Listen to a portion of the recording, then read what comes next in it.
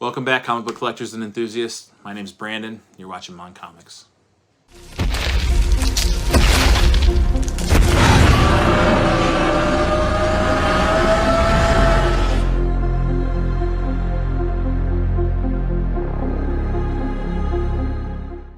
Welcome back to the channel, folks. Yes, I'm putting a video out on the weekend, which I don't usually do, and I already did my live this week, so I usually don't intend on putting out more than I can handle, but I'm responding to a challenge put out by Allan, the comic collector geek, that he does on a weekly basis on Fridays, and usually I don't really have the books to participate that he's asking for, and I wasn't even tagged in this challenge, but he was asking for books that I do have that I could show, and so I'm responding to his video for my top 10 Bronze Age books.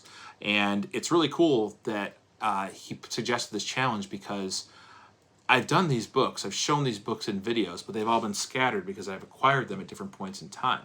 So this was a really fun video because I got to take these books out and it just brought back the memories of where I got them, how I got them, etc., and why they're my favorites. So I'm going to start from number 10, and I'm going to go down to number 1. There was one caveat that I don't have my Man-Thing first solo series number 1. That is at CGC, being signed by Roy Thomas, who with Stan Lee co-created Man-Thing. So that would be my number 1 book, but I filled something else in there in the meantime.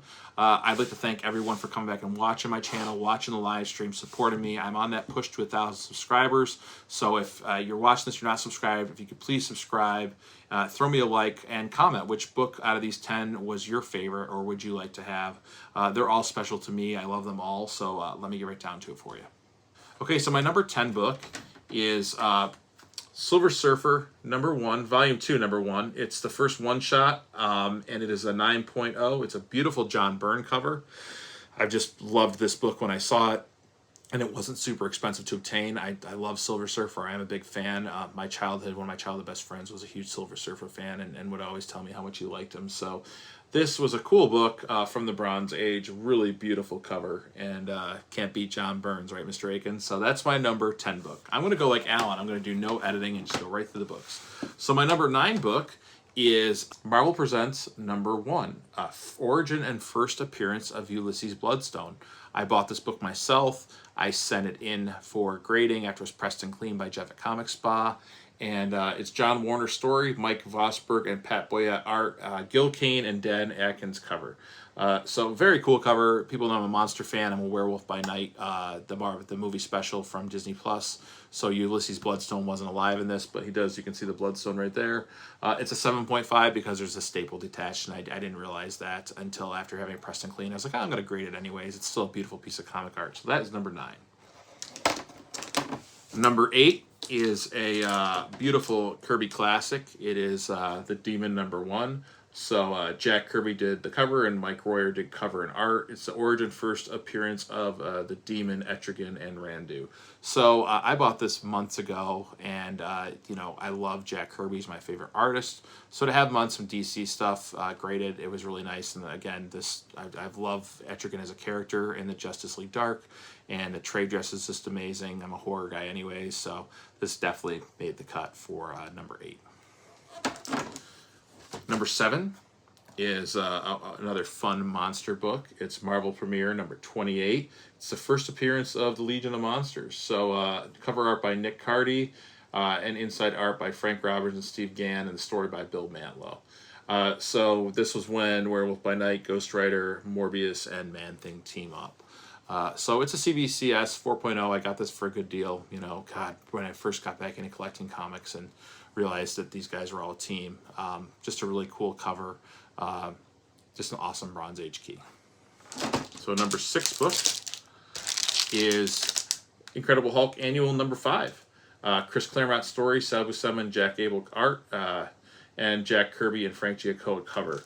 Another beautiful piece of Kirby, and it's a second appearance of Groot. First appearance is just way out of my league, out of my, my budget, but I think this was like $80 for this, and I said, how can you pass it up? So, and it has all the other, Titan, Goom, Taboo, Diablo, Blip. It's just really cool, and the Hulk in the middle as Jack Kirby draws them. So, yes, very happy with that as my number 6 book. My number 5 book is another one of my favorite artists, Neil Adams, so Batman 251. Joker appearance and classic cover. Denny O'Neil story and Neil Adams cover and art. And again, this is a low grade book. What I could afford to get it, buy it, have Jeff from Comic Spa work his magic, because this probably would have been a 1.5 before Jeff did some stuff to it. So just love this cover. First time the Joker's really becoming homicidal. Batman trade dress is just amazing, and it, for 2.0 it presents well. So that was my number 5 book. My number 4 book, towards the end of the Bronze Age, is Daredevil 183, so I bought this book through Whatnot. I had Jeff clean and press it, and then I sent it in to be signed by Frank Miller. First meeting of Daredevil and the Punisher. So Roger McKenzie's story, Frank Miller and Klaus Janson cover and art. And some people wonder why I didn't get Klaus Janson to sign it too. I really couldn't afford it, and I'm a bigger fan of Frank Miller anyways. So really cool Daredevil cover. I'm a fan of Daredevil, and this was definitely going in the top 4 spots. My number 3 book is one that I owned and then I sold and I got it back again. So it is Amazing Spider-Man 122. It is the death of the Green Goblin. So in 121, Gwen Stacy's killed by the Goblin, and this one, Peter Parker gets his retribution. So Jerry Conway's story, John Romita cover, Gil Kane, John Romita, and Tony Mortellaro art on the inside. So John Romita is my favorite who's ever drawn Spider-Man, and just love this cover, love the Green Goblin. I knew I had to get this back in my collection, so I found it a pretty good deal. Jeff over at Comic Spot did his best work he could for me, and it was affordable overall for what I paid for the book and what I paid for Jeff to clean it, and then the grading. I was still up, if you will, if I was going to sell this, but I'm never going to sell it. So that was my number 3 book.